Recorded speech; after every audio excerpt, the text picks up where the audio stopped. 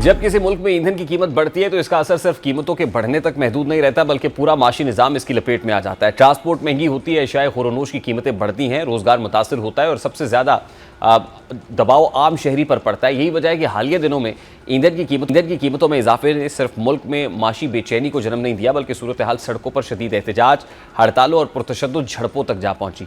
अवाम का मौक़िफ़ यह है कि आलमी मंडी में तेल की कीमतों या बैरूनी जोग्राफियाई कशीदगी का बोझ बराह रास्त आम आदमी पर डालना मसले का हल नहीं है, क्योंकि महंगाई के बोझ तले दबे शहरी को मजीद माशी झटके बर्दाश्त करने की सलाहियत अब मौजूद नहीं है। जब डीजल जैसी बुनियादी ज़रूरत की कीमत में नुमाया इजाफा होता है तो इसके असरात ट्रांसपोर्ट सेक्टर से निकलकर रोज़मर्रा ज़िंदगी के हर शोबे तक पहुँच जाते हैं और यही इस बहरान की असल जड़ बनता दिखाई देता है।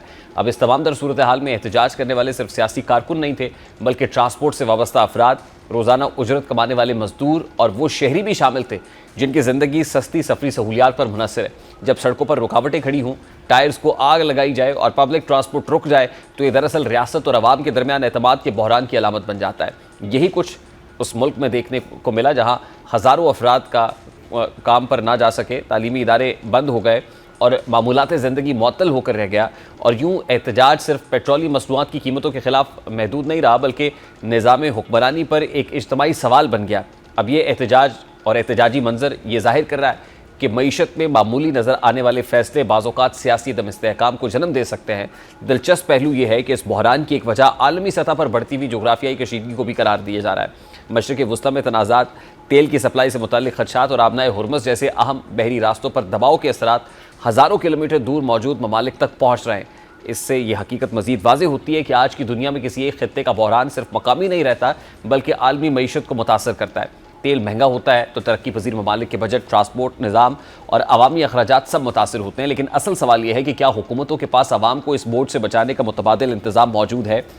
अब अहम बात यह है कि इस एहतजाज के दौरान होने वाली हलाकतों, दर्जनों अफराद के ज़ख्मी होने और सैकड़ों गिरफ्तारियों ने सूरत हाल को मजीद संगीन बना दिया है। हुकूमत की जानिब से बाज़ अनासर पर सियासी मकासद के लिए एहतजाज इस्तेमाल करने का इल्ज़ाम लगाया गया है, लेकिन दूसरी जानिब ये सवाल भी मौजूद है कि अगर अवामी गुस्सा इतना शदीद हो जाए कि लोग जानों की कुर्बानी देने लगे तो क्या इसे सिर्फ सियासी रंग देकर नज़रअंदाज किया जा सकता है।